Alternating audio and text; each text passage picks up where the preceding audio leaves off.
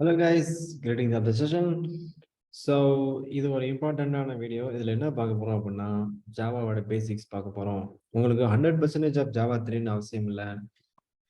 ஒரு 1% of Java போதும். அந்த 1% ஆஃப் ஜாவா தான் இப்போ நம்ம பார்க்க போகிறோம்.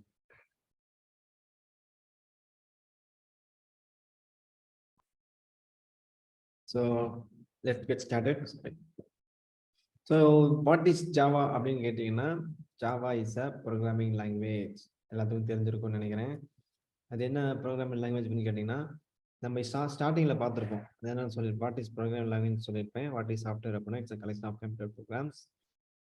அந்த கம்ப்யூட்டர் ப்ரோக்ராம் எப்படி எழுதுவாங்க அப்படின்னா செட் ஆஃப் இன்ஸ்ட்ரக்ஷன்ஸ். அந்த set of instruction we write using programming languages. இப்போ நான் உங்கள்கிட்ட வந்து ஃப்ரிட்ஜுக்கு போய் வாட்டர் நெட்டு அப்படின்னா உங்களுக்கு புரியும், you go and take it. But computer போய் சொன்னோம்னா அதுக்கு புரியாது. அதுக்கு புரிஞ்ச மாதிரி ஒரு லாங்குவேஜ் சொல்லணும். இப்போ உங்கள்கிட்டயே நான் தமிழில் சொல்றதுக்கு பதிலாக இங்கிலீஷ் சொல்றதுக்கு பதிலாக சைனீஸ் சொன்னேன் அப்படின்னா உங்களுக்கும் புரியாது. So we need to talk in language. கம்ப்யூட்டருக்கு புரிஞ்ச லாங்குவேஜ் பேசினா தான் அதுக்கு நான் சொல்றது புரிஞ்சு அது கரெக்டாக அந்த வேலையை பார்க்கணும். ஓகே, அந்த மாதிரி இருக்கிற லாங்குவேஜ் தான் என்னதுன்னா ப்ரோக்ராமிங் லாங்குவேஜ். ஸோ நிறைய ப்ரோக்ராமிங் லாங்குவேஜ் இருக்கு. ஃபார் எக்ஸாம்பிள் சொல்லணும் அப்படின்னா Java, C++, Python, Java script, இந்த மாதிரி நிறைய இருக்கு. ஸோ நம்ம இப்போ என்ன பார்க்க போறோம் அப்படின்னா one of the programming language Java பத்தி பார்க்க போறோம். 1% போதும். இன்னையோட உங்களுக்கு ஜாவா பத்தி என்ன பயம் கவலை எல்லாம் போகுது. பார்க்கலாமா? Let's start. ஸோ பேசிக்கா வந்து ஜாவா வந்து கிளாஸ் அப்படிதான். அந்த கிளாஸ்ல தான் எல்லாமே ஒர்க் ஆகும். கிளாஸ்குள்ள தான் இருக்கும். ஓகேவா? இதுதான் basic syntax of class. Class, class name, open bracket, close bracket, அவ்வளோதான்ப்பா. இதுதான்ப்பா ஒரு கிளாஸ் ஃபைல். ஓகேவா? யூஸ்வலா வந்து பேக்கேஜ் நேம் இருக்கும். அதை பத்தி இப்போதைக்கு கவலைப்படாதீங்க. இது கூட எடுத்துடலாம்னு நினைக்கிறேன். யா, என்ன பிரச்சனையாமா?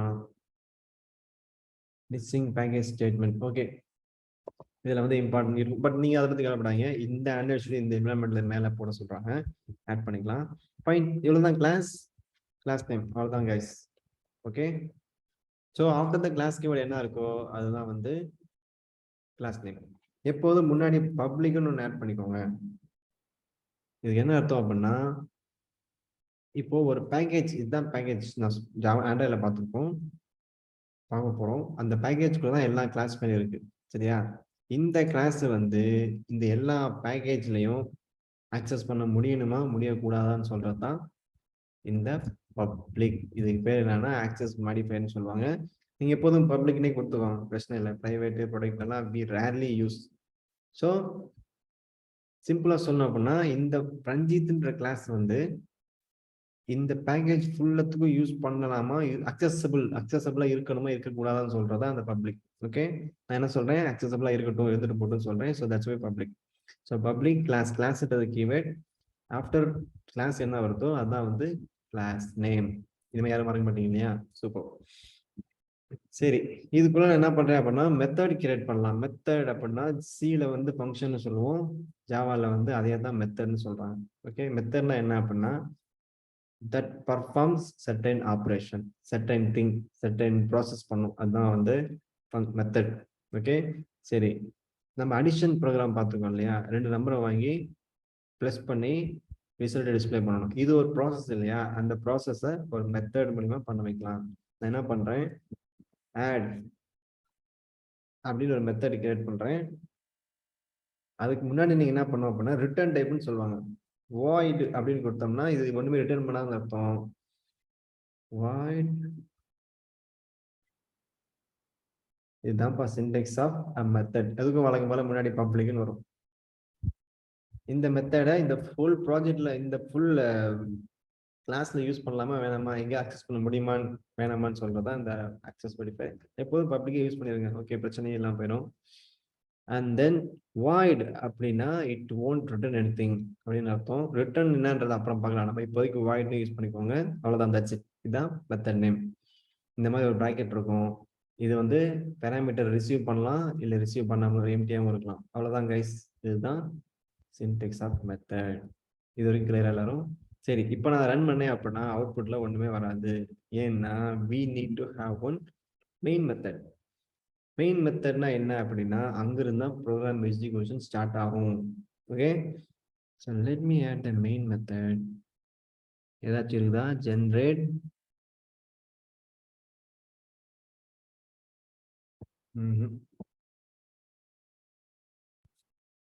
நம்மளே டைப் பண்ணிடலாம். Public that's it, we got it. Main type பண்ணா இது ஃபுல்லா வந்துருச்சு. பப்ளிக் ஸ்டாட்டிக் வாய்ட் மெயின், அதான் வந்து மெயின் மெத்தட். ஓகேவா? இது வந்து ஜாவா கான்செப்ட். நம்ம ஆண்ட்ராய்டை பொறுத்த வரைக்கும் இதுதான் main method on create.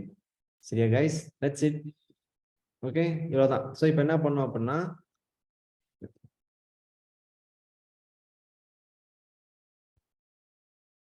just a minute, I'm getting calling bell. Sorry guys, I'm back. So இதுதான் வந்து நார்மல் மெத்தட், இதுதான் வந்து மெயின் மெத்தட். டிஃபரன்ஸ் என்ன அப்படின்னா, ஒரு ப்ரோக்ராம் ரன் பண்ண அப்படின்னா ஃபர்ஸ்ட் மெயின் மெத்தட் தான் எக்ஸிக்யூட் ஆகும். ஓகேவா? சரி, இப்போ ஃபார் எக்ஸாம்பிள் இந்த என்ன பண்ண போறேன் அப்படின்னா, ஒரு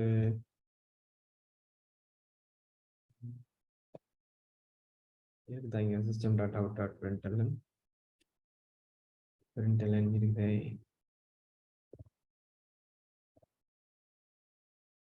ஃப்ரம் மெயின் மெத்தட். ஓகே, சரி இப்போ நான் ரன் பண்ணேன் அப்படின்னா எனக்கு என்ன வரும்?